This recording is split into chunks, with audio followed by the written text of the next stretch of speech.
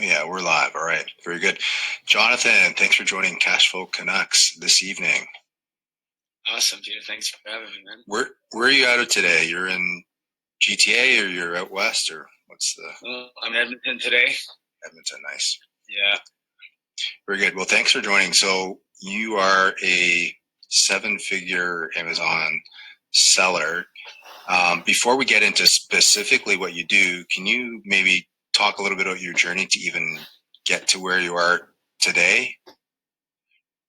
Sure. I guess I'll do the short version because it could go on forever. It's been quite a journey, but I'm originally from Ottawa, Ontario. So I grew up in Ottawa, and 8 years ago or so, I moved to Alberta just in pursuit of something different. There wasn't much opportunities where I was growing up. You know, just the neighborhoods, everything I had around me, the people around me, just everything wasn't really in the greatest path at the point. So I decided to pack up my stuff one day and go to Alberta and pursue a career in the oil and gas industry. So I ended up doing very well. I got my apprenticeships. I worked my way up. I became my journeyman. I ended up being dual ticketed. And I stayed there for about 8 years. I was able to do supervision roles and foreman and run some small jobs up in Fort McMurray and stuff. So, in the eyes of when I had left Ontario, I had made it. I was very successful. And I was at that point, I was always kind of throughout those years, I was dabbling into real estate, and I have some insurance policies and stuff like that. So I had my long term investments really kind of in the works throughout the whole time, but nothing that was really going to take me out of my 9 to 5 or my career or my trade at that point. And after doing it for about 8 years or so, like at the sixth year, I really started to realize that my time was super important to me. I had made financially, I wasn't rich, but I had enough money to have what I needed. And I realized that spending weeks and weeks and weeks up in Fort McMurray for shutdowns and all this stuff in camps, and I just really wanted to start taking control, and it's the IBC mindset, I guess. It's the control of the money, the time, everything. I had no control over my finances and my income at that point, really, except for my long term stuff. So I guess I was dabbling into all kinds of stuff like 3 or 4 years ago. I was going to car auctions. I was like going online. I was trying to build things in my garage. I was literally doing all kinds of madness, just random stuff. And one day I was up at one of these jobs in Fort McMurray that I, didn't really want to be at. And we had this apprentice come on, and he kept looking at his cell phone. And I was just like, I'm just leaving him alone. And maybe he's got something going on at home or whatever. He's not even supposed to have the phone, right? And then I'm like, hey man, like you're on your phone a lot. What's going? Is everything okay? And he's like, look, I sell on Amazon. And I was like, what? And it was just like, I had heard about online, and I always had that, I had the vision of online sales. I didn't really know what that meant, but to me, online sales meant on a beach, being able to kind of work from your computer and like laptop lifestyle kind of deal, right? So I met this guy, and I guess long story short, I bought a program. I started learning. I ended up putting in hours and hours and hours for months and months and months until I started eventually selling a couple products here and there.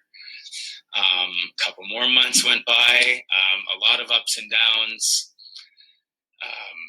And then it just kind of started taking off. It started to grow and grow, and we dug and dug, and I got a partner, and we kind of kept going. And I don't know how detailed you wanted me to get into all that story, but it's 3 years later, and now I do this. Since I started learning Amazon, it's been 3 years now. I've completely quit my job as of a year ago, so I no longer work in the oil and gas industry at all. And our business is growing every single day. We have multiple employees. We have prep centers that have been invested in over the last couple of months, multiple partnerships. A lot of really crazy things have been going on in the last few months. So it's been a crazy ride so far, man, I must say. Yeah, that's awesome. In such a short time, you look back, like you probably didn't. For sure. Did you see yourself here at this point? To be honest, I even had some conversations with some mentors of mine, and they. So what I've been getting in the habit of doing is actually just writing down these little successes or these little leaps on postage notes, and just kind of sticking them up around my desk area, so I can be reminded of all the little victories, because they're, I'm not trying to sound like I'm bragging, but they're happening so fast that like these quantum leaps are happening so fast that we don't even have time to celebrate them. Like when I hit over $1 million, my first $1 million in sales, we didn't even celebrate. We didn't even go out for dinner. We didn't do anything.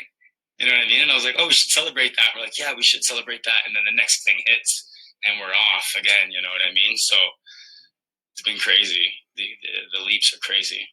Cool. What was kind of your hardest part? Would you say the transition from the oil fields into becoming a full-time seller? Because you were kind of doing a bit of both at some point. So how was that transition for you? Like, what made you make that final leap? So I guess I was doing my on and off shifts, right? So I had my 2 weeks on, 1 week off. So any free time I had while I was at camp, I did that. And then on my days off, I would do Amazon full time. I did that for probably 2 years before I was able to, quit. The hurdles from that were just being able to stay focused. And I was the only one doing it. I didn't have any other mentorship or anybody kind of coaching me at that time at the very beginning, which was very difficult to just try to like bulldoze your way through things. It did work out, but I guess along the way I've learned that I think one of my biggest things was not ever seeking other people's help. And then once I started really outsourcing and getting coaching and mentoring and stuff like that, the hurdles kind of started to dwindle away a little bit better. But needless to say, the hurdles have been nonstop, though. Yeah, lots of challenges for sure. Now, for you, like, what do you think is kept? Like, do you have a specific thing that has kind of like a burning desire? Is that what's the control, the freedom? What is it like? What's kind of kept you going through all this to, like that initial breakthrough, but then to keep going through all these other hurdles? To be honest, I don't really know. I guess I just have kind of a drive to want to be like super, not amazing, but I just don't want to waste time on things. I don't want to and it sounds cheesy, but that one life stuff, but like it's super true. I had some passings in the last few months, in the last couple of years of my family, and the conversations I have with them always is do things that make you happy, do things that you're passionate about, and do them well. Like if you woke up today and you said, well, I'm going to go and jog today, don't half-ass your run. You got up and you started running for a reason. So I just feel like doing the best that you can do in anything is important. And I have very strong values towards my family and my girlfriend, and I want a certain life for them later on. So that drives me very, very, very hard to make sure I can provide everything I need for them. And as well as the oil field has kind of motivated me with fear a little bit, I guess I could say, because I have met so many sad stories of guys, 50, 60, 70 years old, still in the oil fields with just these not truly happy, they're still having to stay away from home. And it's just these stories of not seeing their family grow up and all these crazy things. And I just couldn't accept the fact that I was going to do that for the next 20 years of my life, I guess. So I don't know. It's just a burning desire to not allow anybody to make the choice but me, I guess, really. Yeah, having ultimate control.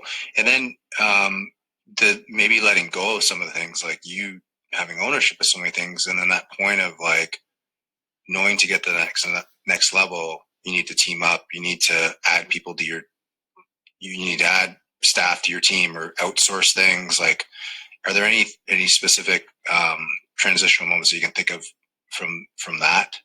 Yeah, I mean, we started originally just trying to work with like virtual assistants and stuff like that. I would say the biggest lesson I learned about delegation is is just back to the lesson of life, is not to half-ass it. If you want to train people to do the job very well, then put the time into them. We had big period where we were just getting like over the seas VAs to try to do little things, and we would spend a lot of time doing rework, and it was very hard to delegate. But once we started understanding that keeping people local, getting people that have more skin in the game, I guess, was really the key.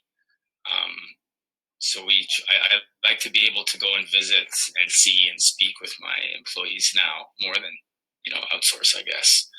So building up a personal relationship and that real connection with the employees, I think is probably one of the biggest lessons I've learned about delegation. If they don't care about you, they don't care about the job.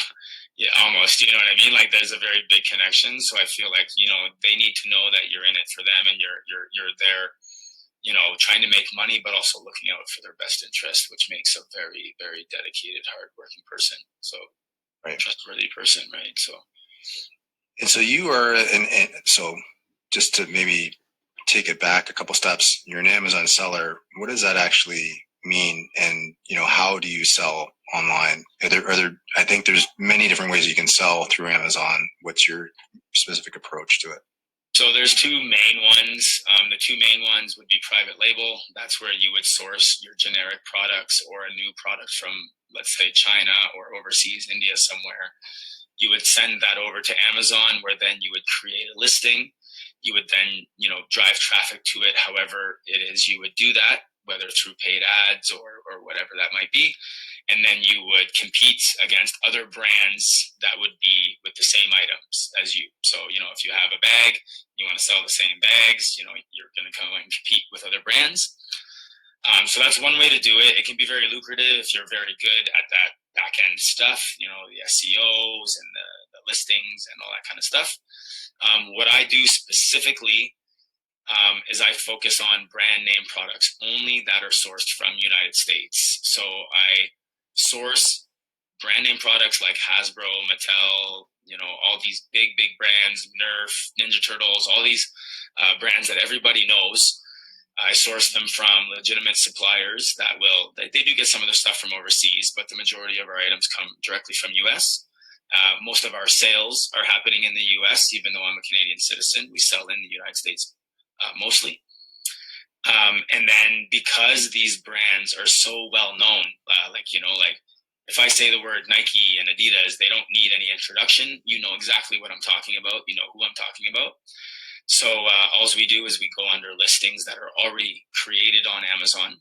They already have traffic being sent to those listings because people are searching on Amazon. Amazon is a trusted platform for people to purchase. And then all we do is go on under listings. We share buy box with people, and we share sales. Amazon fulfills all our orders as well, so that's something a lot of people always ask, like, well, how do you get the products to people? We actually ship from our suppliers directly to Amazon, and then Amazon will separate those products individually, and then they will send the products to the customers individually. So they deal with all the shipping, all the packing, all the returns, all that kind of stuff. All I got to do is get the product from the supplier to the Amazon warehouse. So if I'm an Amazon Prime member, would I be buying from someone like yourself, or am I only buying from Amazon themselves? So that's kind of a gray area for a lot of people. So when you say buying on Amazon, it actually doesn't mean you're buying from Amazon. I'm a third-party seller, so I sell on the Amazon platform. You could go on a listing today and you could buy an item, and it may or may not be sold to you by Amazon. It could be sold by me. It's depending on the item, where you're going. It's on the listing. But if you have a Prime membership, you can buy products from me because I do have Prime because I'm an FBA seller. Right. Okay. That makes sense. And I guess in a way, you're a partner with Amazon. How easy is that process to become integrated as a seller for them? So it takes a lot of the legwork off. The only other options would be like platforms like Shopify and stuff like that, where you would have to drive traffic. To integrate yourself with Amazon is fairly easy. I would say if you're talking about a whole 360 process, of getting the product from a supplier out to the customer, I'd say probably 40% of the work is done by Amazon, because they're going to do all the warehousing, they're going to do all the packing, they're going to do all the shipping, and they're going to manage all the returns coming back. That's a lot of logistics, right? And all we concentrate on is product sourcing, supplier sourcing, and then the logistics of getting our items to the fulfillment centers. I guess they have the captive audience and in a way are marketing for you too, right? Yeah, so we get to leverage Amazon. It's just like Amazon is a brand name, just like Nike. Amazon is its own brand. It's a trusted brand. It needs no introduction, and it has its own traffic. Lots and lots and lots of traffic in the US. Yeah. And you mentioned you took a like a program that's a course, I guess you take. Was it online, in person? How does that? Yeah. Or how do you suggest someone get started? I guess. So, I mean, there's obviously a lot of free content. The only issue with free content is it's scattered content. It's hard to kind of step by step through things. But I mean, there's free content all over. I did. The first course I bought was just an online course.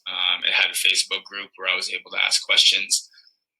Since then, we've done multiple courses, multiple coaching. I've traveled all over the U.S.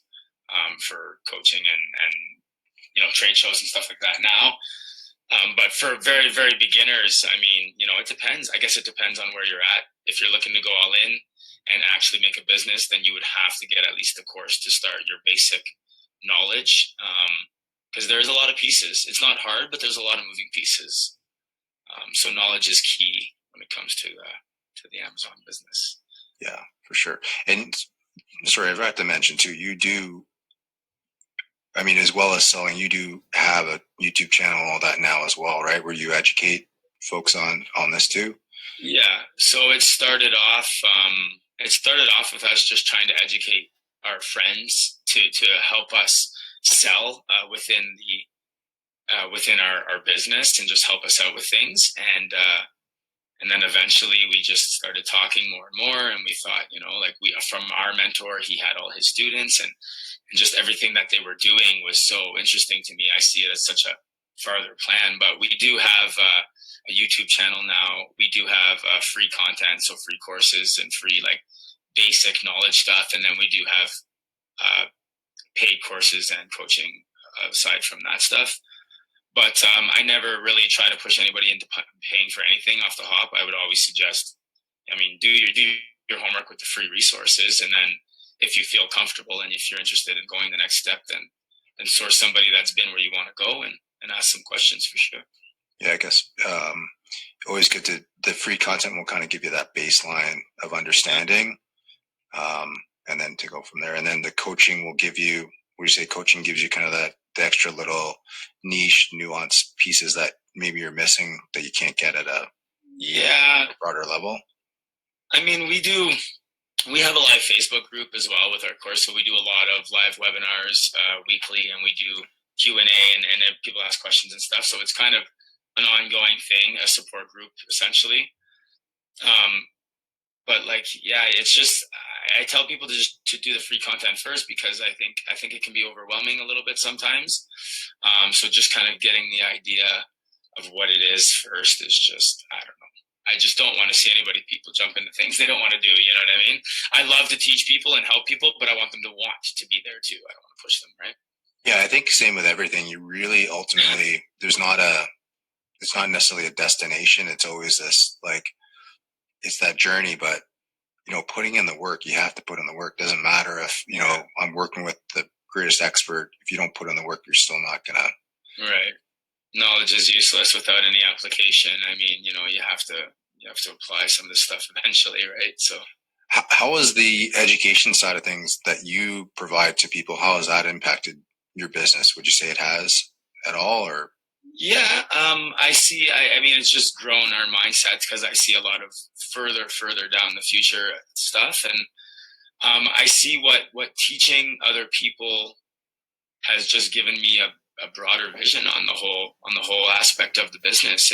It's understanding where people are struggling, why people are succeeding, and I learn all these different things. It really comes down to, we do a lot of trade show work and a lot of communication. I can use these one-on-one skills with people in all aspects of my life, not just Amazon. So I see it as just an overall experience of learning. You know, I've heard a really good saying before as well. I can't recall where I heard it, but it's 30% of your day. Some people go by day, some people go by week. Depends how you run your schedules. But 33% of your week is spent learning from somebody that is at a higher level than you. 30% of your week is spent with like-minded people on the same level, so you can collaborate, mastermind, come up with new ideas and figure things out. And then the other 30% of your week should be spent giving back, adding value, and teaching, because you can gain so much value from that yourself as a growth for yourself, as well as adding value back. You know what I mean? So the whole aspect of that, of the whole growth process of that interests me. And then I guess other aspects of, like, I like the idea of potentially maybe helping somebody quit their job. Like, that to me is exciting. That's like, yes, like you don't have to listen to the man anymore. You know what I mean? Like, one of our closest assistants is, she's a stay-at-home mom. Her dream was to be able to stay home with her kids. And we had a conversation, and she was an assistant before at a doctor's office, so she was very good with the bookkeeping and stuff like that. So she started working with us, and now she's amazing, and she works from home, and she has her kids, and she gets to see them grow up every day and work at home every day, and that makes her so happy, and seeing her so happy makes me happy. So, like, doing those types of things, helping somebody else do that as well as them making you money. I mean, oh my God, is that not a win-win-win everywhere? Like, that's the best way to do business, right? If everybody's winning, everybody's really winning. Yeah, for sure. That speaks to the power of giving. Absolutely. Yeah. How has your business been impacted by the pandemic? Has it changed, or, I mean, I'm talking to a scaling business, so maybe it might have. So it's interesting. I can't really put, I can't really tell you based on what I think it might have happened if this didn't happen. But in COVID, we're thriving, if anything is the word. Nothing has really slowed down. We had a few hiccups for the first week because certain things were kind of shifted and locked, and they were putting priorities on specific items and stuff like that.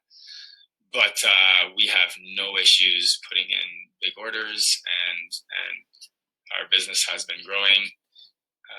The last couple of months, we actually got the keys to our prep center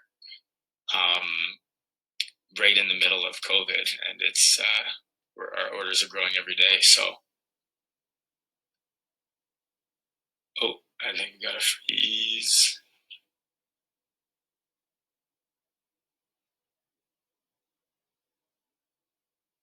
Oh, hello?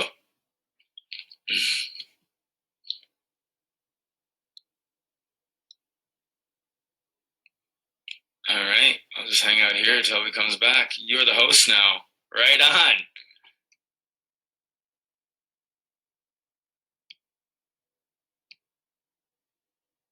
There he is.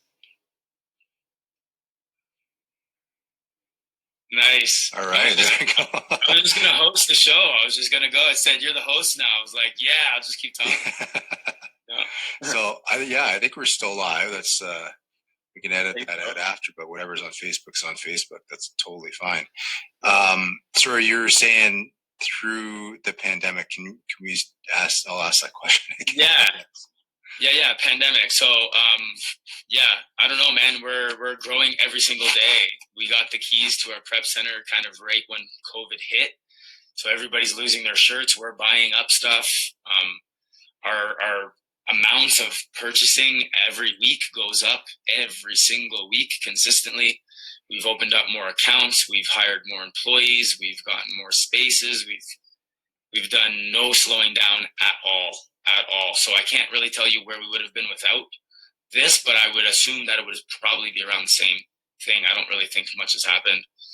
But when it comes into the terms of just online sales in general, they've skyrocketed since the COVID. So that, may or may not have helped, but yeah, it's been a beast. But would you say there's anything you would have learned through that process? Yeah, so I would not be a one-legged stool. Would definitely be maybe a bit of diversification. Was definitely the lesson there. So we were predominantly in toys, and when COVID happened, they put restrictions on everything that wasn't essential, which means toys were out of the question. So 70% of our business just went shot, right? And that was only for about a month. We were able to adjust because we have, just like our suppliers did, they just started adjusting. Like toy suppliers were selling sanitizer. Like everybody just kind of adjusted, right? So we were able to adjust with the crowd. We had some really good relationships with some suppliers at that time. So I mean, they were able to help us and pull us through. And I don't know, man. It's been a crazy ride. It's been I don't know, man. Yeah, no, I hear you. I mean, it's good to hear because not everybody has been able to keep things up, right? So it's, Yeah. but it just proves the point of just like there's another challenge that comes. It may not, you're not going in a straight line. You may take a couple steps sideways or backwards, or whatever, but it's just still going towards that goal. What for you is next, like in your journey? 8-figure seller. Yeah. Yeah, no, eventually. I don't know, man. I think I want to grow the community that we've started. I want to do more speaking. I want to do more webinars. I really want to get out more. I feel like Canada is a very untapped market when it comes to Amazon.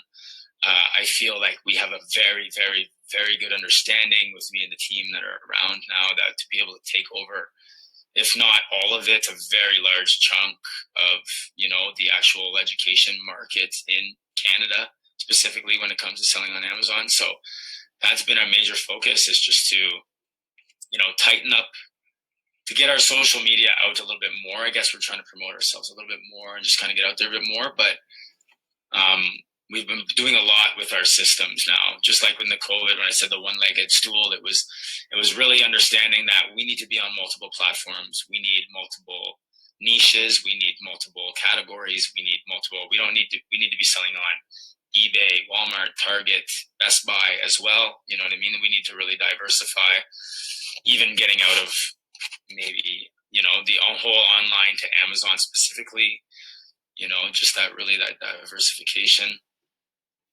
And I don't know, man, honestly, all we do all day is try to make our systems that much better than the day before. We're just always constantly adjusting, constantly tweaking, and constantly just growing. I don't really know what there's no end goal, to be honest, at this point. So I'm not really sure. I mean, it sounds like there's a lot going on there. I think there is core to that is that building around that system, right? That's allowed you to scale and build and continue to grow. Yeah, it's people and collaboration, man. Relationships, face-to-face relationships are the biggest growth point of my online business, as weird as that is. You know what I mean? People think online, they stay at home by themselves in a basement. I'm actually on planes and all over the place all the time. I mean, I'm on my computer, but it's yeah, cool. Yeah.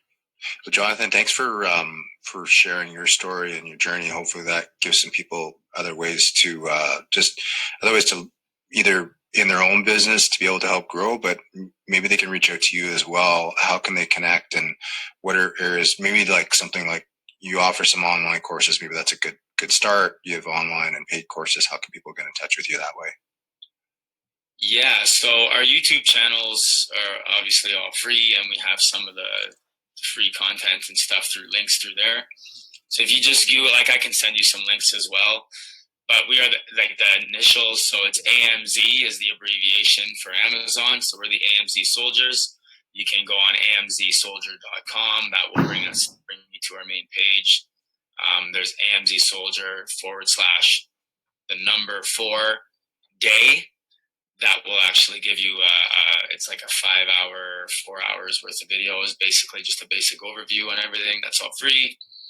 And then the YouTube channel, just AMZ Soldier, you'll find us. To myself and my partner Curtis. Yeah, we started it maybe a couple months ago. It's probably 50 or 60 videos on there. Really good stuff. We don't hold anything back. to be honest, my whole method has been tell everybody absolutely everything. The 90% of people won't do anything with it, and the other 10% I'm going to look to hire them on because they're probably doing something where I could, I mean, they're doing what I need, and I'm looking for people like that. So that's kind of where we're at with that kind of stuff, right? So I mean, we're very open with everything. We're not hiding anything. We don't try to like keep anything secret. The only thing, like, so our YouTube channel will be like kind of the really big nuggets. The course, the paid course itself, is specifically for that very, very little nitpicky, adding your product to your store stuff, and this is how you adjust your price stuff, and all these little things that is just not time, since it's not good for us to speak about that. You might as well just look through a video and then it's just like the IBC, right? You got to read your infinite banking book before you can make an appointment, because if not, it's going to be a hard conversation. Right. It's the same idea, right? It's the same idea. So, the better educated the person comes to me, the better I can do, the better I can add value, the better, you know what I mean? It's just better. Yeah, that's good.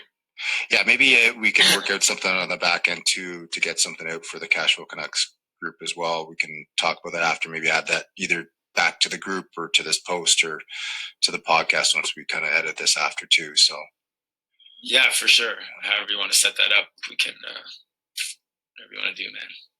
Awesome. Okay, very good. Well, thank you, Jonathan, and we will talk soon. Cool, man. Okay. Thanks. All right.